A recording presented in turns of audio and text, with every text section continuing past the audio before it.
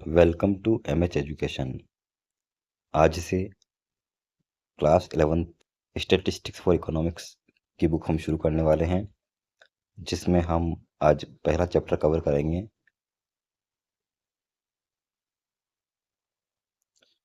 जिसका नाम इंट्रोडक्शन है। इंट्रोडक्शन यानी परिचय।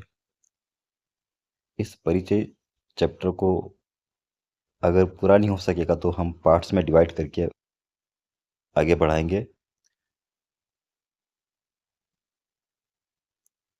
So let's begin. चैप्टर का नाम है इंट्रोडक्शन यानी परिचय। इसमें हमने कुछ पैराग्राफ्स को हाईलाइट किया हुआ है। जिनको हाईलाइट किया हुआ है वो नोट्स की तरह काम में लिए जा सकते हैं। यही नोट्स समझ लीजिएगा। देखिए बॉक्स में क्या लिखा हुआ है। Studying this chapter should able you to. इस चैप्टर को पढ़ने के बाद में आप समझने में क्या समर्थ होंगे वो बताया गया है। कुछ पॉइंट्स देखेंगे। Know what the subject of economic is about. Economics जो है वो सब्जेक्ट किसके बारे में है। और साथ ही में हम समझेंगे understand how economics is linked with the study of economic activities, consumption, production and distribution. हम समझेंगे कि इकोनॉमिक्स का जो संबंध है, इसके स्टडी का जो संबंध है दूसरी एक्टिविटीज, इकोनॉमिक एक्टिविटी होती है, जैसे कंजप्शन हो गया, प्रोडक्शन हो गया और डिस्ट्रीब्यूशन हो गया, यानी कि उपभोग, उत्पादन और वितरण। इनको समझेंगे। Understand why knowledge of statistics can help in describing consumption, production and distribution.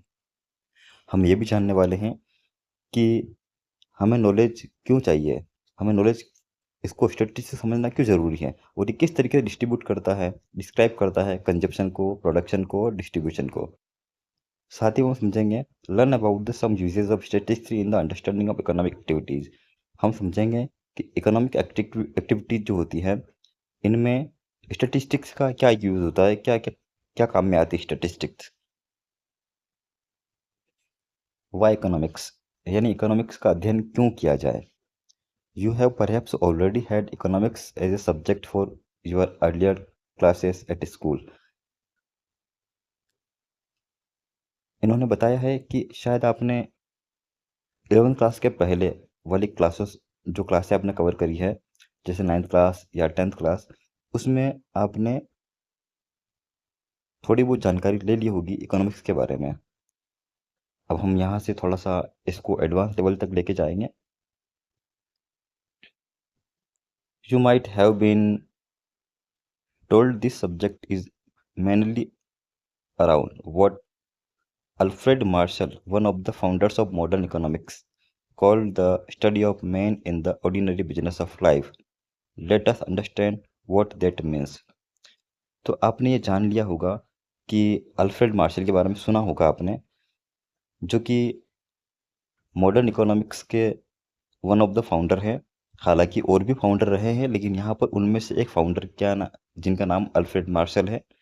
इन्होंने कहा है, इन्होंने कथन दिया है, और इन्होंने कथन क्या कहा है, the study of man in the ordinary business of life. इसका मतलब क्या होता है, चलिए हम आगे समझते हैं। When you buy goods, you may want to satisfy your own personal needs or those of your family or those of any other person to whom you want to make a gift. You are called a consumer. तो इन्होंने बताया है कि consumer की definition क्या होती है, यानी कि एक उपभोक्ता कौन होता है। जब आप सामानों को खरीदते हैं, या तो अपनी खुद की संतुष्टि के लिए, या अपने परिवार के किसी मेंबर के लिए, या फिर आप किसी को गिफ्ट करना चाहें, यानी अपनी संतुष्टि के लिए अगर आप कोई गुड्स को परचेज कर रहे हैं तो आप कंज्यूमर कहलाएंगे। इन्होंने ये बताया है कंज्यूमर की डेफिनेशन क्या होती है। तो ये इंपॉर्टेंट है, आप पूछा जा सकता है कंज्यूमर की डेफिनेशन बताइए, तो आपको आना चाहिए। हम आगे देखने वाले हैं। When you sell goods to make a profit for yourself, you may be a shopkeeper, you are called a seller. इन्होंने बताया है कि सेलर की डेफिनेशन क्या होती है। जब आप सामानों को अपने मुनाफे के लिए, अपने फायदे के लिए बेचते हो, आप एक दुकानदार हो सकते हैं, तो आपको सेलर कहा जाएगा, यानी विक्रेता कहा जाएगा। When you produce goods, you may be a farmer or a manufacturing company or provide services. You may be a doctor, porter, taxi driver और transporter of goods, you are called a producer. तो इन्होंने बताया है कि producer कौन होता है, यानी ऐसा व्यक्ति जो गुड्स को प्रोड्यूस करता है, जैसे किसान प्रोड्यूस करता है, और हो सकता है आप सर्विस को प्रोवाइड कर रहे हो, और आप क्या हो सकते हैं, डॉक्टर हो सकते हैं, पोर्टर हो सकते हैं, टैक्सी ड्राइवर हो सकते हैं, या फिर गुड्स को ट्रांसपोर्ट करते होंगे। तो आपको क्या कहा जाएगा, आपको प्रोड्यूसर कहा जाएगा। इस तरीके से हम आगे देखते हैं। When you are in a job working for some other person and you get paid for it, you may be employed by somebody who pay you wages or a salary. You are called an employee.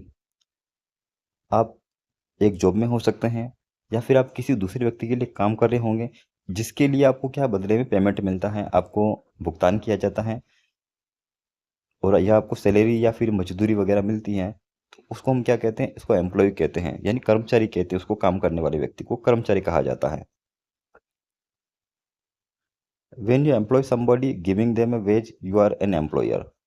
जब आप किसी को पैसा देते हैं, अभी आपने क्या देखा, आप किसी से पैसा लेके काम करते हो उसके लिए, लेकिन अब यहाँ पर हम क्या देखने वाले हैं, हम ये देखने वाले हैं कि जब आप किसी के लिए मतलब काम नहीं करके आप किसी को पेमेंट कर रहे हैं, उसको मजदूरी दे रहे हैं, तो आपको क्या कहा जाएगा, आपको एम्प्लॉयर कहा जाएगा, या आपको नियोक्ता कहा जाएगा। साथ ही में हम आगे देखते हैं। In all these cases, you will be called gainfully employed in an economic activity.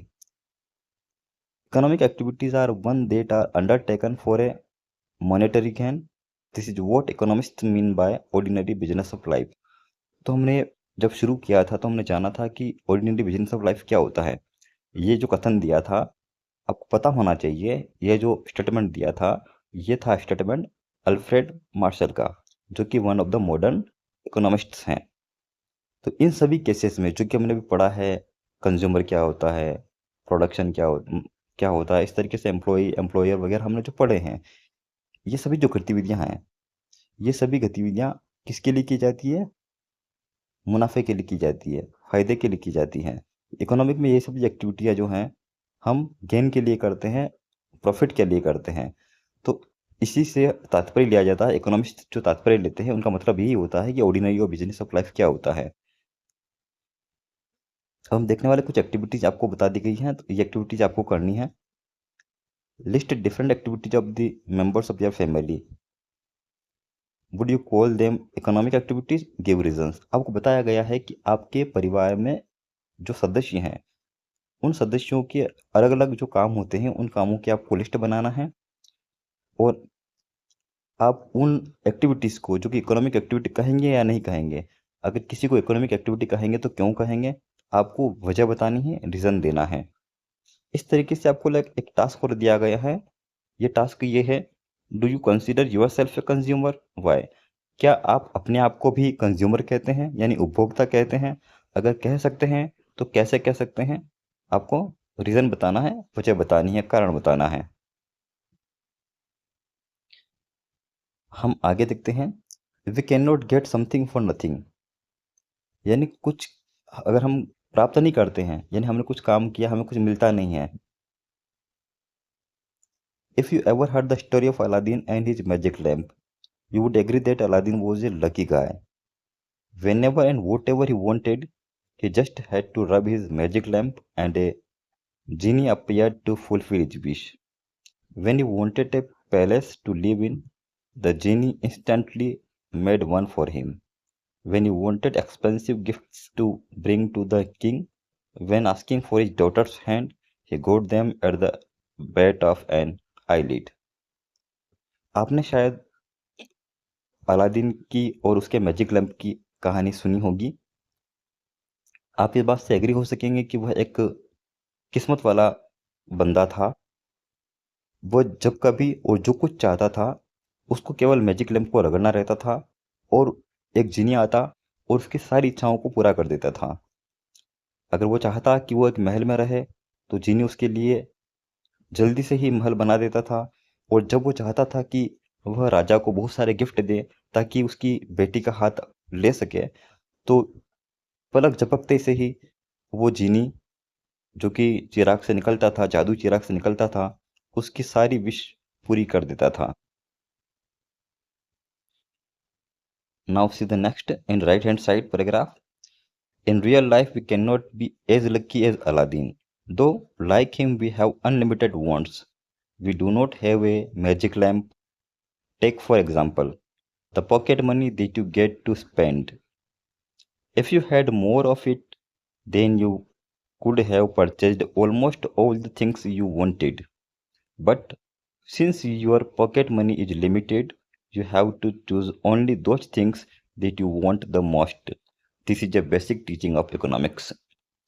लेकिन अगर हम वास्तविक ज़िंदगी की बात करें तो असली ज़िंदगी में ऐसा कुछ होता नहीं, अलादीन के जैसा कोई लकी आदमी हो ही नहीं सकता। हालांकि हमारी इच्छाएं तो काफ़ी अनलिमिटेड हैं, असीमित हैं, लेकिन हमारे पास में मैजिक लैंप नहीं है। चलिए एक एग्जांपल लेते हैं आपके पॉकेट मनी का, जो कि आपको खर्च करने के लिए मिलती है।